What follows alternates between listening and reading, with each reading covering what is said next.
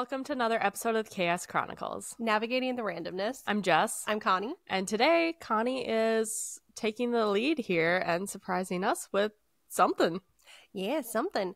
Before we get too deep into things, though, just a reminder, you can find us on all of our social medias, and we would very much appreciate a like, subscribe, and follow for all of our trauma that we are encountering throughout this series.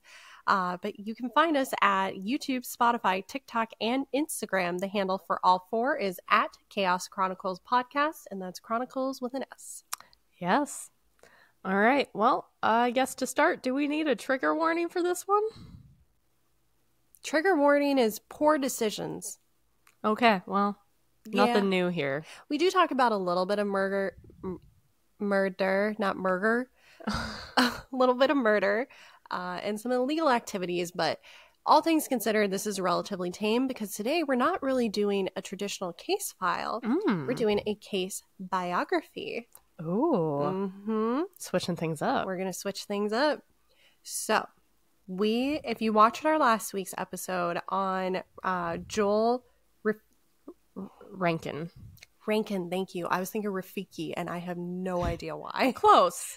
The monkey Close. from Mufasa from Lion King. Oh, boy. If you watch that episode, we talk a lot about New York City and crime and how at the time those cases were happening from 89 to 93, the police in New York were a little preoccupied with other things. This is one of those things. I promise you, we did not prepare it this way. We did not plan for this to work out so well because we batch recorded that episode. We just got done with Joel's case, and now we're going into this, and it just happened to mesh well together. It just happened to work, which is good because now we got a little bit of context. Yes. And I'm going to provide a bit more. All right, let's go. So, have you heard of the Gambino crime family in Definitely New not. No. Okay, that's fair. That's fair. You weren't really allowed to watch The Godfather or Goodfellas or any of that. Nope.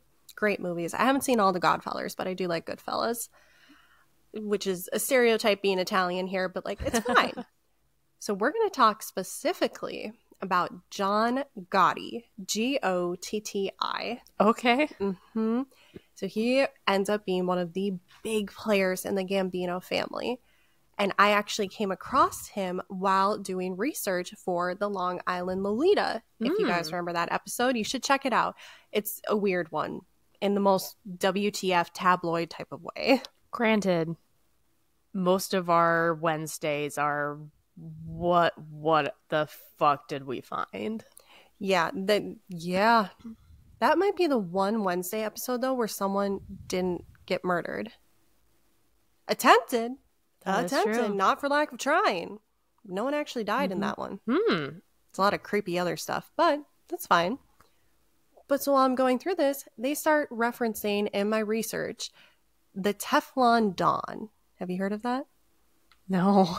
So I flagged it in my notes because I'm like, that is such a unique name. I got to know the story behind this. So today we're going to dig into the story. So John Joseph Gotti, he was the grandson of Italian immigrants, believed that his grandparents came from Sicily, and his parents were Filomena Fanny DiCarlo and John Joseph Gotti.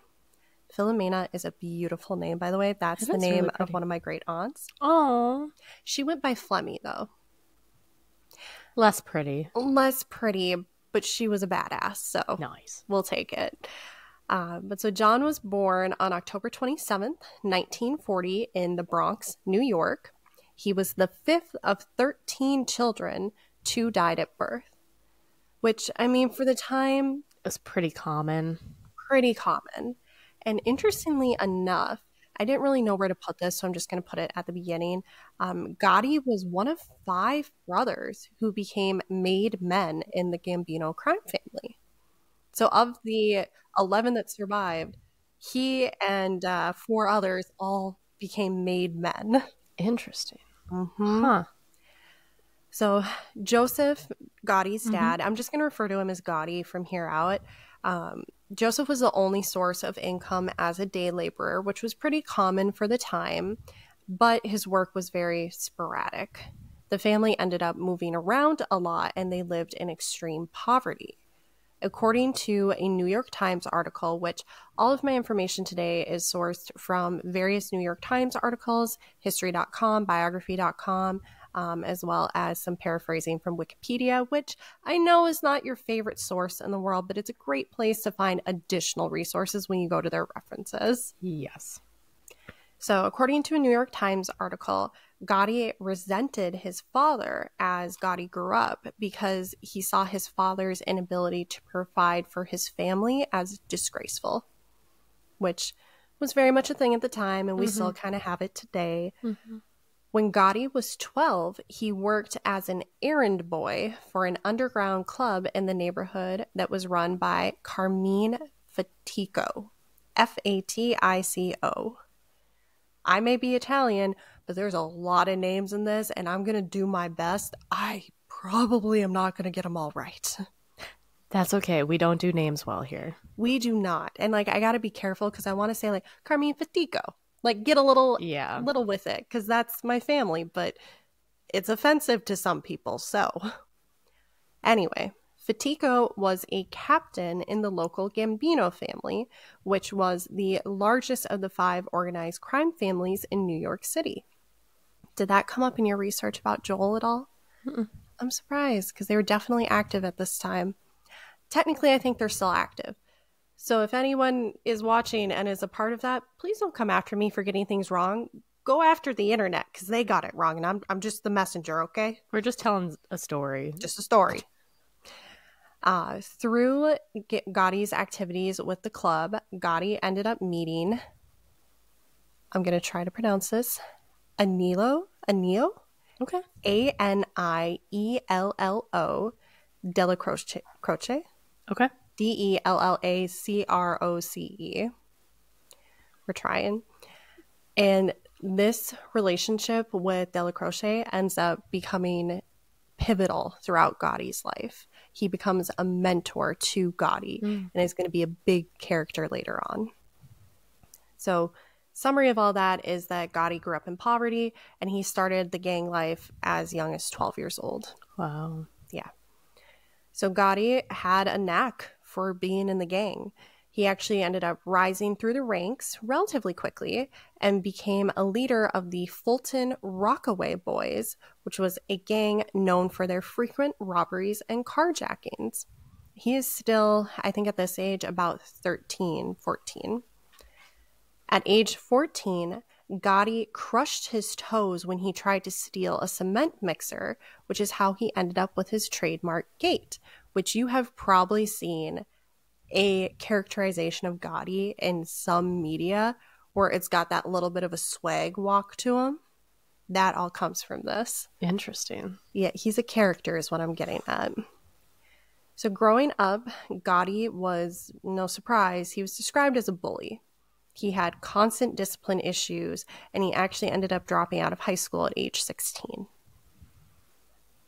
By the time Gotti turned 18, the police department ranked Gotti as a low-level associate in the Fatico crew. So he had done enough that he was getting on police radar, despite being so young. Yep. But he was motivated. He loved his job. He never worked a day in his life because he loved his job. So Gotti's in the Fatico crew. He's growing closer to Della Croce. I'm going to say Della Croce and hope for the best. And then both men were described as being very similar, as they both had strong violent streaks, cursed frequently, and were heavy gamblers. So like minds and mentor-mentee, not the greatest situation if you're trying to grow up to be someone on the straight and narrow path, but Gotti was not, so it was great for him. Between 1957 and 1961, Gotti went full-time on the mobster life. He had many arrests, including street fighting, public intoxication, and car theft. By age 21, Gotti had barely served any jail time, but had been arrested at least 5 times for various illegal activities. All right. Wow. Yeah. So he was part of the gang, but he wasn't high up. Mm-hmm. And again, like we talked about in our Joel case file from last week, the police were really kind of focused on some other big things. Yeah. Right. So the Rockaway boys, car thefts, not the biggest thing in the world to them. No. Which, as we mentioned in the Joel episode, maybe police should have had some adjusted priorities because plenty of bad things were still happening, not at the high level. Yeah, well, you only got so many people, so many resources. Yeah, I know. I can't fault them. Triage. You do got to triage, and there was a lot going on because, again, there are 5 major crime families. So Gambino is just one of them. There's a lot going on. Jeez. And a side note, the mob life wasn't the only thing that was in Gotti's life. Mm. He did end up getting married when he was 21. Oh. He married a 17-year-old, Oh. I know, Victoria DiGorgio on March 6, 1962. And this was a bit of a scandal. When they got married, Victoria had already had their first child, supposedly. Oh. Some rumors say that he was their child. Other rumors say there was a child from a previous relationship. But when they got married, they were actually pregnant with Angela, their second. So again, this is 1962. That's a big scandal. That's a huge scandal. 1, getting married while pregnant, scandal.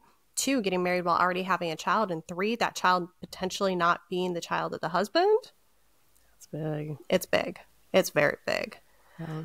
But they got married, and this should not surprise anyone, but they did fight constantly, and they separated several times in the first couple years of their marriage. A violent man with addictions to gambling and strong language? Yeah. No shock there. No real shock there. No. Victoria's going to come back in a little bit. Okay. But yeah, I wish I would have got more information about her and their life because I'm sure it was very interesting. But Connie was up until 3 a.m. doing research for this one. 4 a.m. 4 a.m. I snapped Jess at 3:49. I'm like, I finished my research.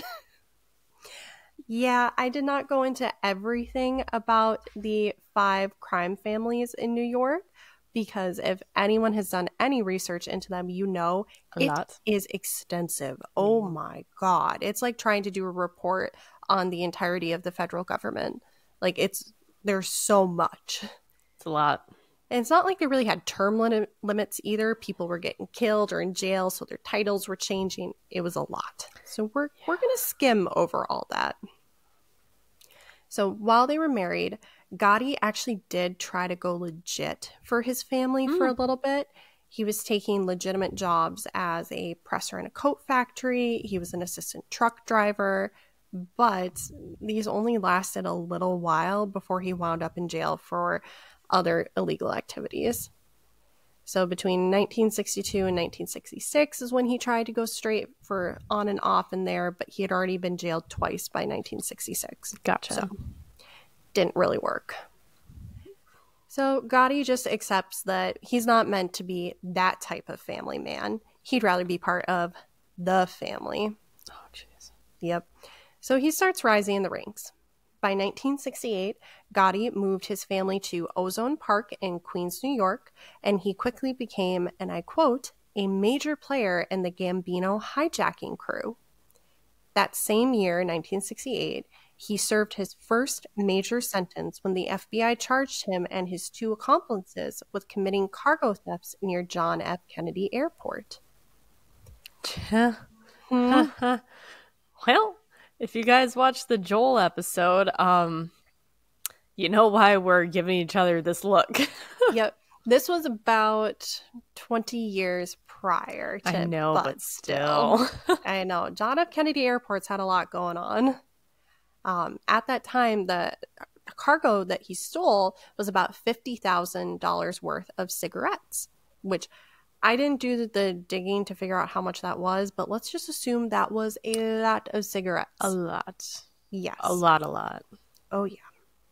So while he was in prison for that, he was in prison for 3 years, the Fatico crew, who he was still a part of, relocated to a storefront near Gotti's home in Queens.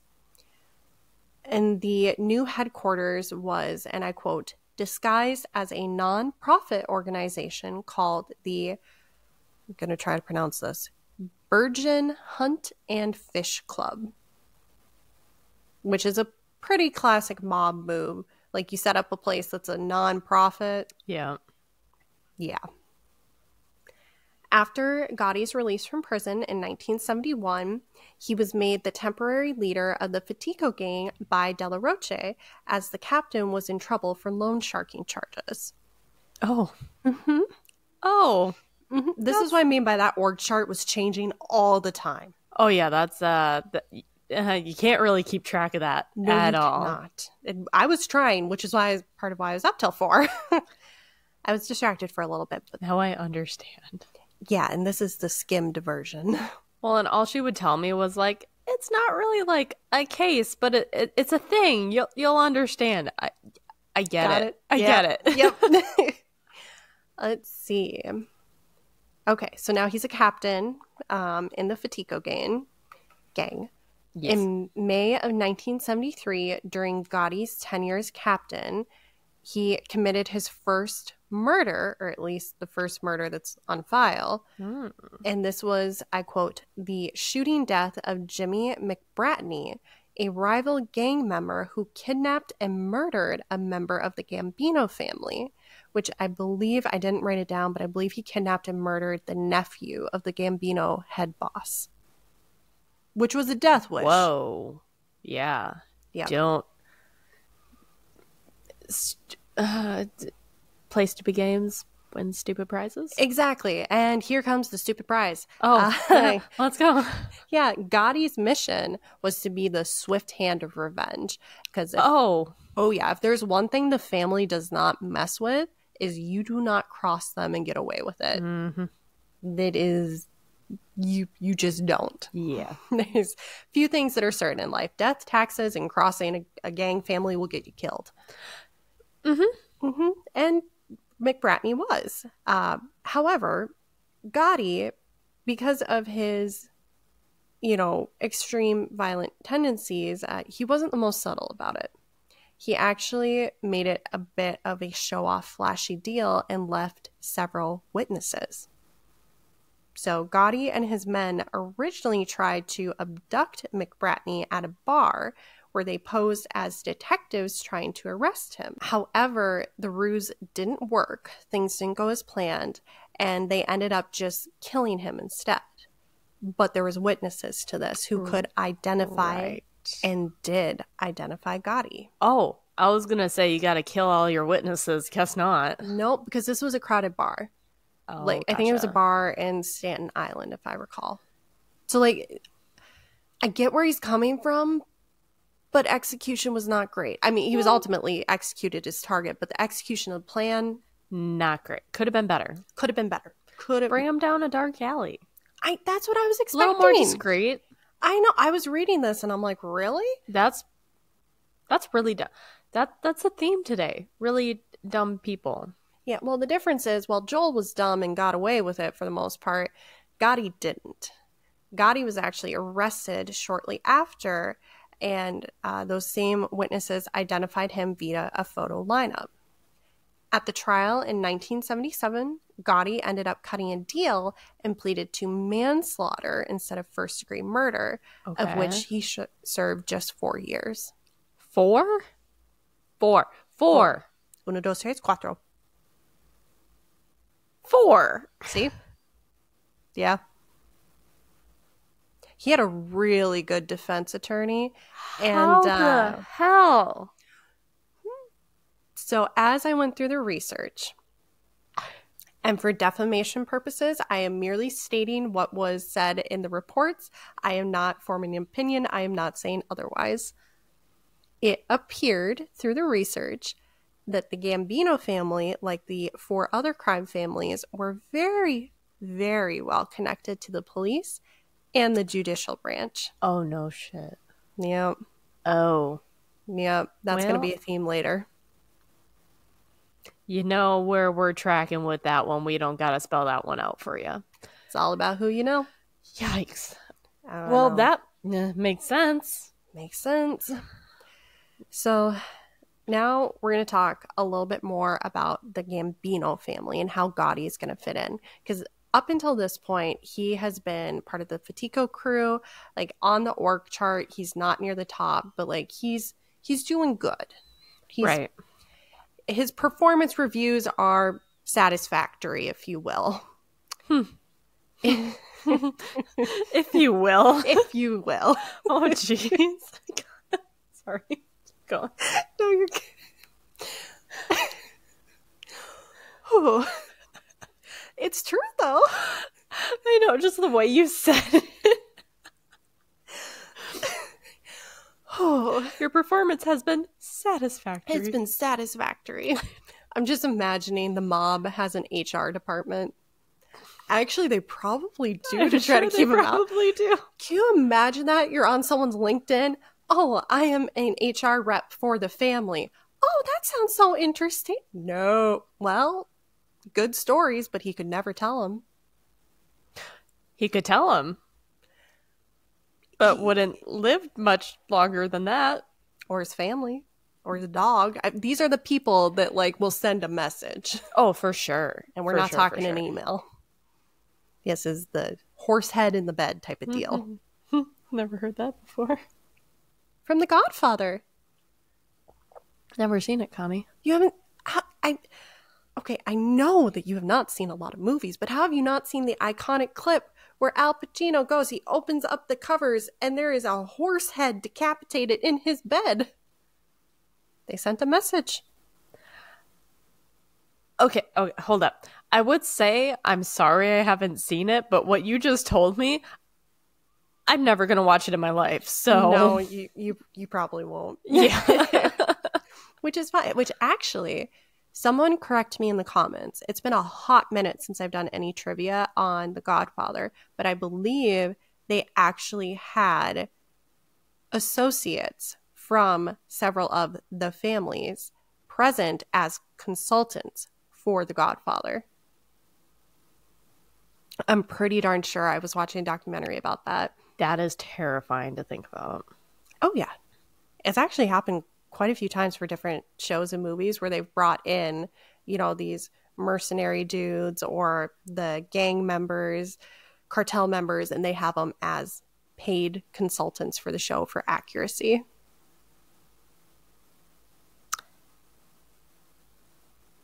Yikes. Yeah, imagine being the intern on that film crew. No thanks. I would be fucking terrified to screw up the coffee order. I'm good. I'd be like, can someone who's a public figure who can't be murdered as easily get the coffee? I don't want to do it. If that happened, I'd be like, I quit. Effective immediately. I ain't coming back. I'm done. Bye. I'm pulling my records with me. No record of me ever being here. Nope. I'm out. Yep. Yeah, no. Fun facts. The more you know. No. Well, we'll get some more fun facts here. I didn't need to know that one, Connie. Well, there's a lot we didn't need to know before we started this podcast, and here we are. You're welcome. Again, like and subscribe. Thank you. We're all trauma bonded now. It's fine. We are trauma bonded. Let's trauma some more. Yay! On that note, let's see. Where are we? Okay, yes, here we are.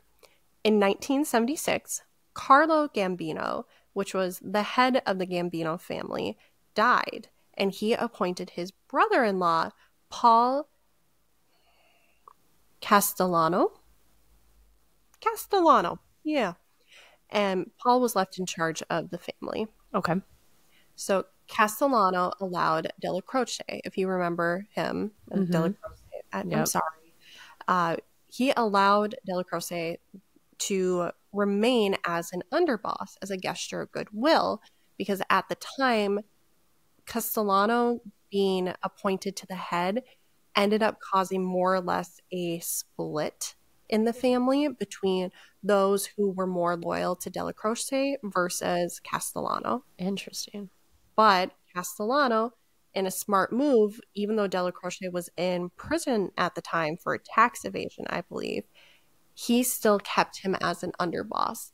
Kind of like how in the presidential campaigns where a president will bring in a VP to get the votes of people that he isn't necessarily, supported by. Mm-hmm. Same thing happened here. Delacroce had control over 10 out of the 23 crews under the Gambino family, so he's a major player. Delacroce promoted Gotti to captain of the Virgin crew when Gotti got out of prison in 1977.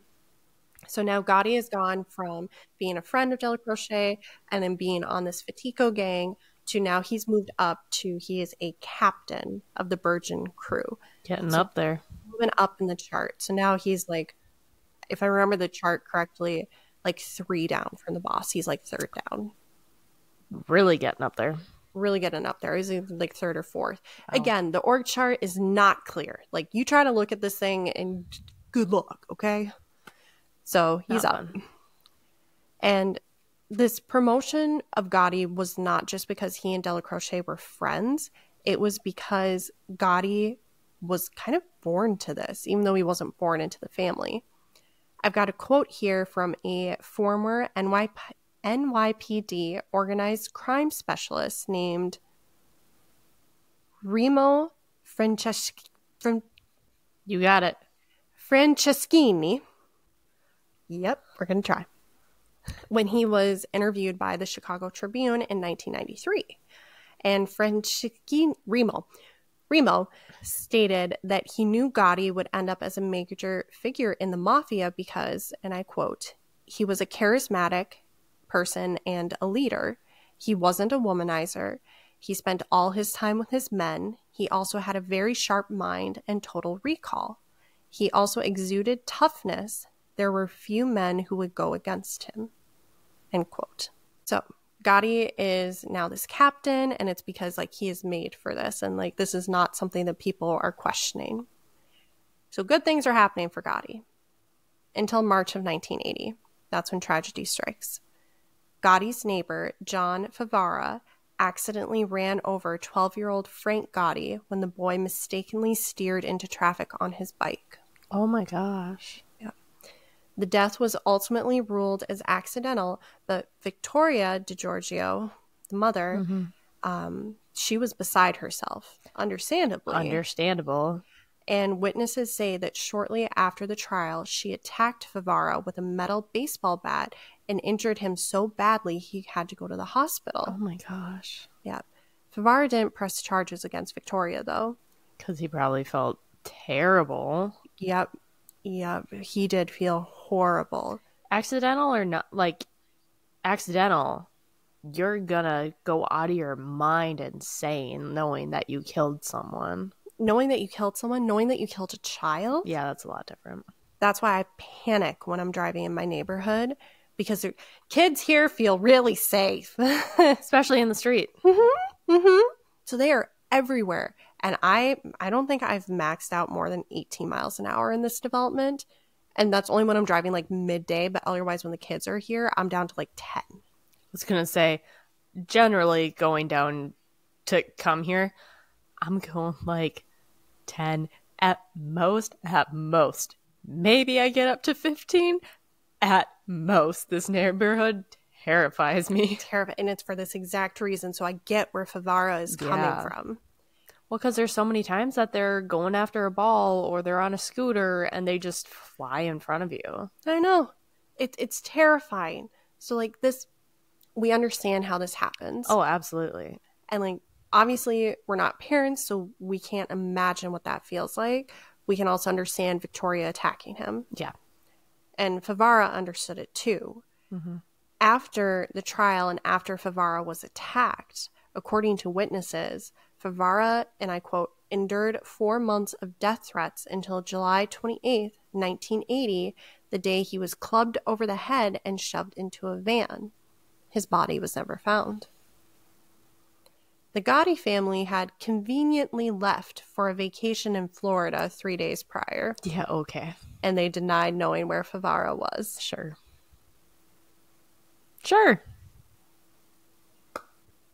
Draw your own conclusions there. Yeah. But again, that situation's unfortunate. I get it. Yeah. But, ooh, that... Yikes. Yeah, that was yikes. And unfortunately, the bad fortune for Gotti did not stop there. He actually ended up getting on the radar of Castellano, the head boss of the Gambino family, and not for good behavior. Castellano, as a little background, he was made the boss of the Gambino family because he had a focus and a knack for white-collar business, which is a polite way of saying white-collar crime, basically. Yeah. Like, not your beaten people, but your frauds and your forgeries, your high value target stealing, basically. Right. So this was Castellano. Okay. And he felt that the lowly crimes that Della Croce and Gotti were doing, like the murders, the beat-ups, these things were reckless. They were too much of a liability. So Castellano he's getting on edge between Della Croce and Gotti, but mainly Gotti. So Gotti was considered Della Croce's protege, which we mentioned he was a bit of a mentor-mentee relationship. And Gotti basically was like, hey, these lowly crimes are what are bringing the money in for this family. Okay. Where at the time, there's no official records because, shocker, these guys didn't file tax returns. Weird. But they put estimates at the Gambino family revenue to be about $500 million a year. Dang. And this was in the 80s. I was about to say, it would be dang nowadays. Massive dang back then. Wow. It would be a damn. It would be a damn. Not a dang anymore, it's a damn. Did we just say massive dang? I think we did. Well, at least we didn't switch the A to an O. Everything's fine. Everything's fine. So, sorry. Going back, it's a dam. It's a dam. So Gotti is becoming very dissatisfied with Castellano. And there starts to be rumblings that Gotti is saying that Castellano is too isolated and too greedy. Gotti wasn't the only one that felt that way either. And there was many folks in the Gambino family that felt that Castellano lacked street credibility, especially those who had to pay their dues by doing the low-level street crimes before they could move up in the organization. Castellano didn't have to do that because he comes in as the brother-in-law of the Gambino head. So a version kind of nepotism, it sounds like. Yeah. So Gotti and Castellano continue to butt heads. And they start butting heads mainly over the fact that Gotti didn't feel he was getting enough of a cut from the truck hijackings at the Kennedy airport. Gotti was also at this time rumored to be expanding into drug dealing, which was a lucrative trade, but Castellano found drug dealing to be immoral, which is a little funny to say, given his profession. Yeah. But Castellano had banned drug trafficking under threat of death. Wow. So he was saying to the Gambino family, if you start engaging in drug trafficking, you're gone. He's serious. Yeah, and it's not, you're getting fired, but you might literally be lit on fire. You and your family. Yeah, he was not messing around. No, dang. All right. Gotti knew this. Gotti didn't care. Yeah. He still did it? Oh, yeah. Gotti got into the drug trade. But because of this friction between Gotti and Castellano, Gotti starts planning to kill Castellano. But it's a hard process. This is part that I started to rabbit hole a little bit, and I pulled myself out, so I'm going to give you a skim over. Basically, it's not a simple process to kill a boss in the crime families. In order to sanction the killing of a boss, the other 4 family bosses must agree to it. But Gotti faced a problem because Castellano was smart and he had good relations with the other 4 families. So Gotti's sitting there going, what do I do? He instead starts garnering support from underbosses. So it's like a VP, basically. Yeah. He starts garnering underbosses and some other captains and others that are lower on the chain, not the family. He starts gathering this support. However, Delacroce is like, you know what, let's try to mend some things before we jump into killing. Because Delacroce is, a little bit older. He's the mentor. Right. So Gotti says, okay. And they plan to have Delacroce become a mediator between Gotti and Castellano. However, it wasn't going well. Gotti at the time had a gambling issue. He was gambling almost $30,000 a night. $30,000 in 1980s money. Absurd. Yeah. That's a damn too. That is a damn. That's a damn. He being Gotti, also had unpredictable behavior, which was considered a liability to the family. And it sounds like, I was trying to piece together things, but Castellano was not the only one who found that behavior by Gotti to be a liability, because Gotti, he was not one to shy away from attention like the other underbosses, where Gotti actually leaned into it.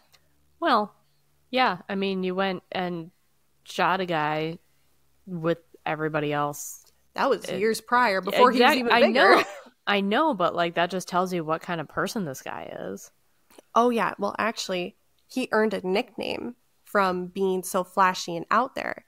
He earned the nickname the Dapper Don, which was due to his, and I quote, expensive clothes, outspoken personality in front of the news cameras. There it is. Mm-hmm. So again, between the gambling, the other behavior, being the Dapper Don, Gotti was getting on the radar of Castellano and the FBI. Mm-hmm. But they didn't know that he was on the FBI's radar. So the feds actually installed surveillance equipment in the Virgin Club, which is where Gotti was still considered a captain, in 1981. Mm-hmm. In 1985, the FBI indicted Gotti and Delacroce for racketeering, and other associates faced heroin trafficking charges. So now they've been doing the wiretap for 4 years. Things have been kind of rocky between Castellano and Gotti. Things are tense. The drug charges were seen as disgraceful by Castellano, who, again, punished illegal drug dealing with death among his men. Gotti, as the captain, knew that he would be responsible for the actions of those in his crew, the ones who actually got the drug charges, whereas he and Delacroce just had the racketeering. So that's when Gotti says, hey, Delacroce, reach out to Castellano on my behalf. Now we're really going to try to smooth things out. Unfortunately, Delacroce died of cancer on December 2nd, 1985, before things could be smoothed out between Castellano and Gotti. Wow. Mm-hmm. To make matters worse, at Delacroce's funeral, Castellano did not attend. He did not attend his underboss's funeral. Yep. That sends a huge message to everyone. Oh, that was a big FU, and that's how Gotti took it. He took it as a disrespect. Yeah. Which, honestly, in Gotti's position, I would do the same. Yeah. Like, that's a huge disrespect. I would never be in that position, but yeah. Yeah, exactly. Yeah, She would never be in that position either. No. Never. I'm Italian, not that Italian. You don't want to be a crime boss, Connie? Girl, I don't even want to be a boss at times, okay? I'm just here doing my own thing. Right? Where were we? Okay, so didn't attend Delacroce's funeral. And to just add salt to the wound, at this time, Castellano started pushing for a restructuring of the Gambino family hierarchy, which would have broken up Gotti's crew. Oh. Mm-hmm. intentionally restructuring to break up his crew. Huh. So Castellano was like, well, hey, now your big backer, Della Croce, he's out of the picture. I don't like you, Gotti. I'm going to break your crew apart, which is already a screw you, but I'm doing it so that you have less power and I can put people in positions around you to control you. Do we think this went well? No. Yeah. Not even a little bit. No. Gotti could not let the disrespect stand, and he said, all right, now I'm taking action. 2 weeks later, on December 16th, 1985, Castellano was gunned down while eating at the Sparks Steakhouse in Manhattan.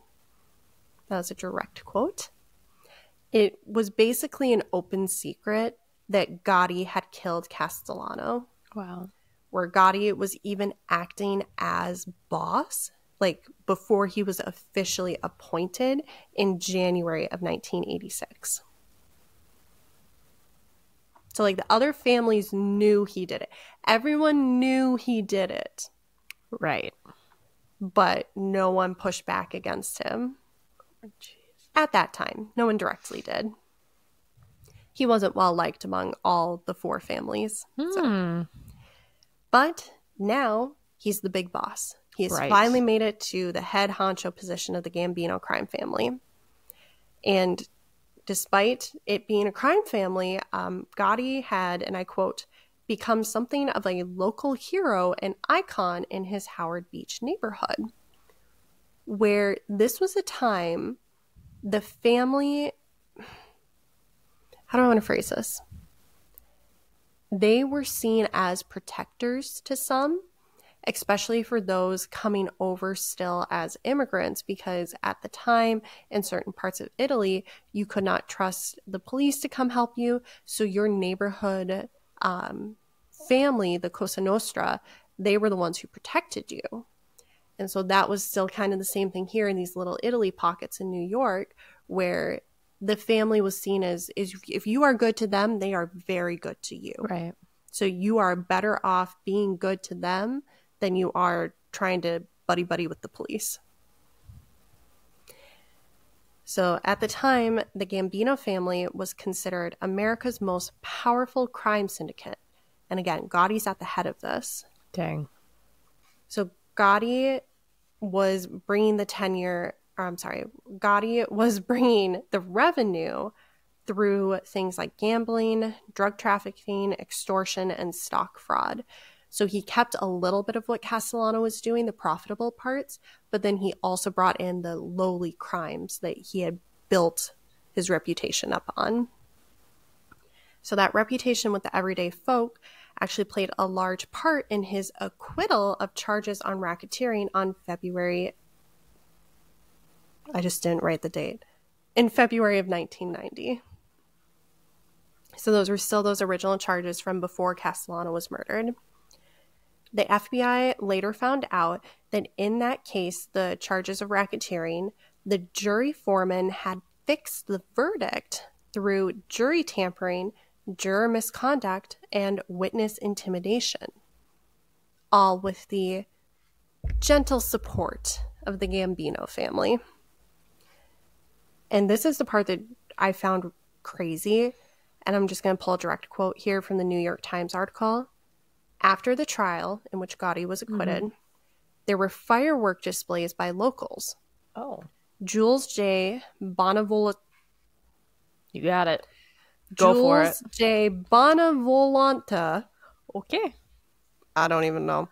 Director of the FBI's Organized Crime Division in New York stated, with all this media coverage, he's beginning to look like a folk hero.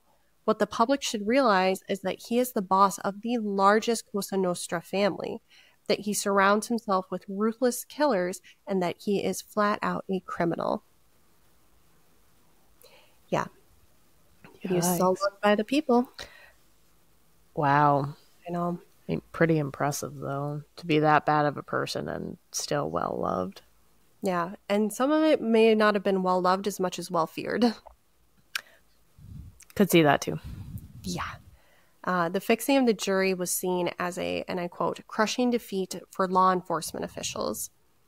And this is where Gotti actually got that name, the Teflon Don, because charges against him just wouldn't stick. Of course not. So here we're finally circling back to the Teflon Don. This is how he got the name.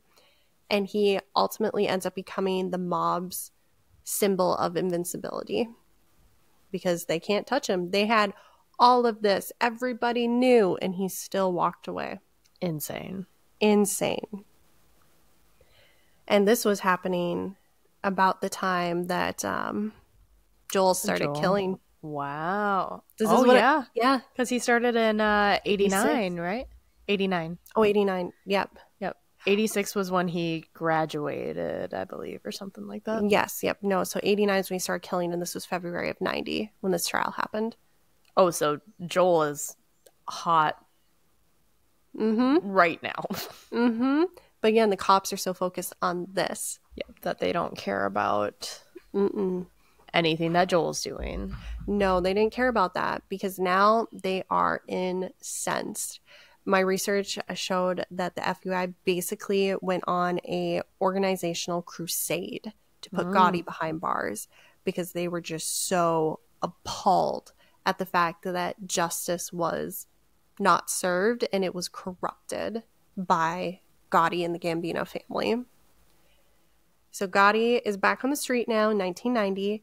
He's earning just himself an estimated $5 to $20 million per year because, again, no tax records. Officially, he was listed as a plumbing salesman. Yeah, plumbing. Okay. Yeah. So FBI is putting pressure on the new underboss. So this is Gotti's underboss, his VP. And the underboss was named Salvatore, a.k.a. Sammy the Bull, Gravano. Sammy the Bull.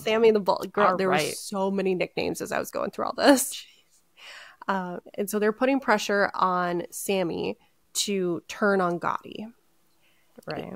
So Sammy Gravano, I'm just going to say Gravano, he did actually end up agreeing to turn state's evidence against Gotti and testify against Gotti.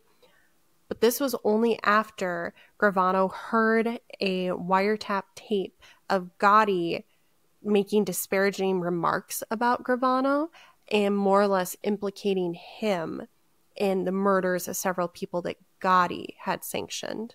So Gotti was setting up Gravano to be his fall man in a way. And Gravano was incredibly insulted. So he didn't go to the feds right away to become a state's witness. He first tried to connect with Gotti, and according to sources, Gotti did try to repair the relationship between them, but Gravano was just too insulted by it, and he did just say to the feds, like, okay, I'll become a state's witness for you, testified against Gotti, and then did go into witness protection. Gravano was also concerned and decided to testify because he could no longer use his normal defense attorney. The defense attorney had been one that it was involved in the 1990 acquittal, and the FBI had managed to successfully prove that the defense attorney and one other defense attorney were part of the evidence, and thus they were able to be called as witnesses, so therefore they could not be lawyers. So now Gravano's like, I'm going to have to find a good lawyer. I can't get the good lawyer, the family lawyer cannot be my lawyer. I've got Gotti trying to pin murders on me. Shit, I got to turn stateside. Thank you. So through Gravano's testimony, Gotti was convicted on 5 murders, conspiracy to commit murders, racketeering, obstruction of justice, tax evasion, illegal gambling, extortion, and loan sharking. And this was on April 2nd, 1992. Did he get more than 4 years? Good. Oh, good. Oh, yeah. No, Gravano's testimony was, it was a real sticker. What is it called? It's the last turn or whatever. When you stab someone, you're turning the knife. Yeah, the last turn or the last puzzle piece. Stab. It's a... what is that saying? Let me know below. I'm going to go insane. How like, is it's an it actual that you saying. came up with the stab thing before I came up with the stabby stab thing? We haven't had a stabby in a while. We haven't. We needed that. What is that? I'm going to Google that saying while you're... No, you're good, because I need a tea break. Okay. Well, this is what it came up with. It's not the stab in the back that kills you. It's when you turn around and see who's holding the knife. But that's not what I was... But you know what I'm talking about, right? I feel like I know what you're talking about, yes. Also, that is a good quote. It is. It very much feels like an et tu, Brute. Let me know if you guys know what I'm talking about, because I can't be going that insane. You're good. All right. Continuing. Sorry. No, you're good. Honestly, that was a good moment to give me a break, because I haven't run through this since I took the notes at 4 a.m. So now I'm like, I don't run through my notes again. Normally, I do run through my files. I feel like you're wrapping up to the end, though, aren't you? I am. Okay, yeah. I was going to say, there can't be much left of once he's in prison. No, I've got about a page left. Oh, yeah. Yeah, okay. So, 3 go down to 5 murder. Okay. So, when Gotti was convicted on April 2nd, 1992, James Fox, the assistant director in charge of the FBI's New York field office, stated at a press conference, "The Teflon is gone. The Don is covered with Velcro and all the charges stuck." Ooh. That's the type of petty that I can be like, I like it. I like it. I approve. I love it. I get it. So with those charges, Gotti received a sentence of life in prison with no possibility of parole. Good. Mm-hmm. Wow. It's kind of shocking because we don't normally get that. Most of these cases, I feel like we are very disgruntled by the end. That's what I was worried about. I was like, this guy better get more than 4 years for killing someone. Well, I mean, he got 5 murders and all the other stuff, but like... Oh, yeah. Oh, yeah. No possibility of parole, life in prison. He did serve his time in a federal prison in Illinois. He did. Yes. He did. Past tense. Mm-hmm. He spent most of his time in solitary confinement with only 1 hour out of his cell per day. Good. Mm-hmm. Before heading to prison, Gotti named his oldest son, John Jr. Gotti, referred to as Jr., as the acting boss of the Gambino family. Gotti insisted on keeping his boss title while he was in prison and had Junior and Gotti's brother, Peter Gotti, again, there were 5 of the Gotti boys who went into the mafia, act on his behalf. Gotti was not giving up that title. He was not. He worked hard for that.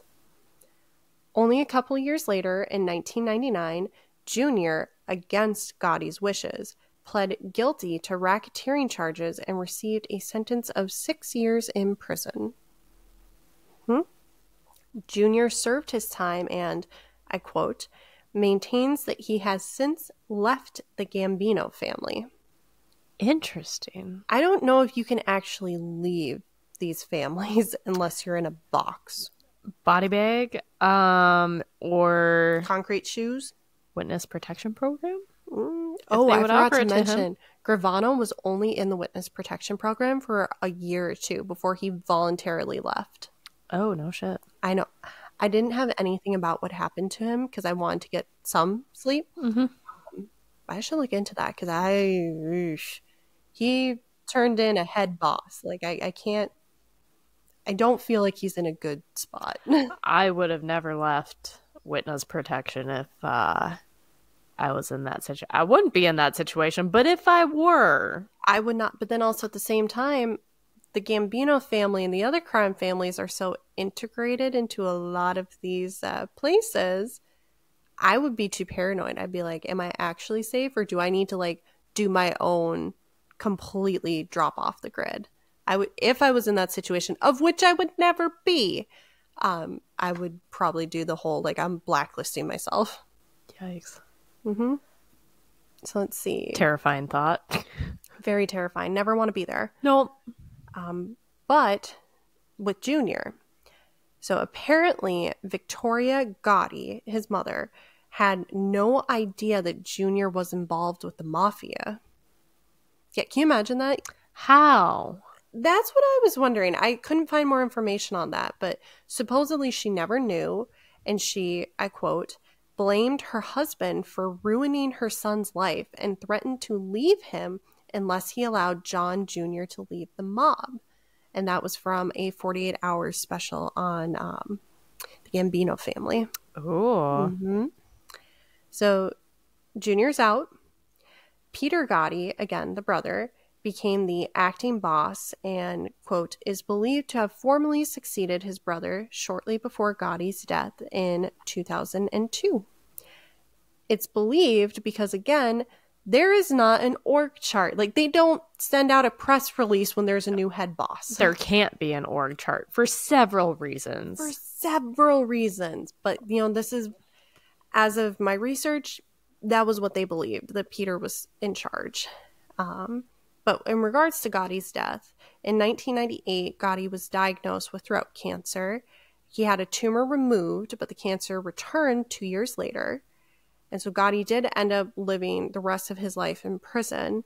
And the head and neck cancer complications is ultimately what killed him on June 10th, 2002, when he was 61 years old. Gotti's funeral had, and I quote, an estimated 300 onlookers following the procession, which passed Gotti's Virgin Hunt and Fish Club to the gravesite. Gotti's body was interned in a crypt next to his son, Frank. End quote. Yeah. Something interesting to note, and I'm going to pull a direct quote here. In an apparent repudiation of Gotti's leadership and legacy, the other New York City families sent no representatives to the funeral. Numerous prosecutions triggered by Gotti's tactics left the Gambino family in shambles. By the turn of the century, so 2000 for the young folks out here, half of the family's made men were in prison. Wow. Mm-hmm. Oh my gosh. Mm-hmm. Okay. Anthony Gaspipe Casso, a former underboss of the Lucchese crime family, stated, and I quote, what John did was the beginning of the end of Cosa Nostra, the mafia, the family. Wow. Yep. So fast forward to today, Gotti is actually referenced in several hit songs and honestly popular media. There's been, I believe, 6 TV films, 3 documentaries, and at least 3 like full-on movies about Gotti or versions of Gotti. Jay-Z's 1996 song Devil, spelled D''Evils, has a infamous line, I never prayed to God, I prayed to Gotti, talking about when Jay-Z was trying to aspire to be like this, I don't want to say criminal, but it was the 90s, it was rap, like it was a vibe, okay? It was. Not saying it's good or bad, it is what it is. Yep. In 2013, Migos and Drake referenced Gotti in their song Versace. And as recent as 2024, Megan Thee Stallion calls herself the Teflon Don in her new single, Hiss, Hiss. Interesting. So Gotti, because of his Dapper Don, because of his flamboyantness, his rags to riches, and ultimately, exploding as this criminal boss and kind of destroying the family a little bit. A lot of it. A lot of it. He has become this figure. Almost a version of like a saint, if you will, for the criminals. Not truly a saint, but just like this historical figure to look up to. And wow. It was just not what I was expecting at all. No. But hearing all this stuff about Gotti, and again, I am barely scratching the surface here, because if we were to truly dive deep into this take a year. This would take like a year, just even trying to understand the internal family politics of all of it. But Gotti just had both tremendous good and bad luck, where he should have been stopped so early on, but he wasn't. Made his way all the way to the top. But it was ultimately his braggadociousness and those quote-unquote lowly crimes that Castellano was trying to stay away from that ended up bringing his downfall. And wow. That is the story of John Gotti, the Teflon boss. All right. Yeah, again, not a case file, a biography. But what the hell? Yeah, Mm-hmm. Wow. Yeah. There's a lot of other characters I ran into. Oh, I'm sure, but that's a lot of people to keep track of. It was a lot of people and a lot of names, and I probably butchered a lot of them. Apologies, but we've made it very, very, very clear by now that we do not do names at all. We don't. And even with being Italian, New York Italian and even Sicilian Italian pronunciations, completely different. CE can be ch, it can be C, or seri, or like anything. I took American Sign Language in high school, so I have no form of any other language other than English. So I got nothing. I can swear in a bunch of languages. We have that. Yeah, two languages, really. In my defense, I worked in a pub in college, and anyone who has worked with line cooks, especially Spanish line cooks, will know you learn some very interesting phrases. Do not use them in everyday Spanish. That has gotten me in trouble in my current job when I was trying to translate something for a Spanish client. And turns out the word that I knew for butt is actually a very, very offensive word. Well, on that note, make sure that you're following us on all of our social media accounts. We are on YouTube, Spotify, TikTok, and Instagram, all at Chaos Chronicles Podcast, and that's Chronicles with an S. Make sure that you go and leave us a like, comment, and subscribe. We really would appreciate that to make us feel like we're doing something other than traumatizing ourselves. Yeah. There's been a lot of trauma. There is. But welcome to the trauma. Welcome to the trauma. You know what? Trauma is character building. That could just be denial speaking. A healthy bit of denial. A little bit of delusion. Well, do you have anything else to say about this case? I know way more about the mob crime families than I think I ever wanted to know. Yeah. No, I know more than I ever wanted to know. I know I didn't say much, but wow, I think I was just in shock the whole time. Yeah, again, this was the surface. Girl, if I sent you my references to look through, you'd be like, no, thanks. What the actual hell? I don't need them. Just like you don't need any of mine. Yep, no, I don't even know. Yeah. Well, on that note, feel free to join us on Saturdays for our new moon reaction. I need to get used to saying that. I know, I want to say Twilight too. It's not Twilight anymore. We are on book 2 of the Twilight Saga, New Moon. Or join us next week for who knows what else we're going to traumatize ourselves with. Yeah, today wasn't too traumatizing, thankfully. No, not too bad. In comparison to other episodes. Yeah, not bad. But on that note, we will see you next time. Adios. Bye. Yeah, it's fucking weird. I was really expecting to see more about cement shoes, though, and sleeping with the fishes. Not once did I find it. Impressive. I know. Not what I expected from Big Crime Boss. Maybe I just missed it. I could have gone it. There was a couple of book options, but I'm like, I'm not starting this at 2 a.m. Definitely not. No. No.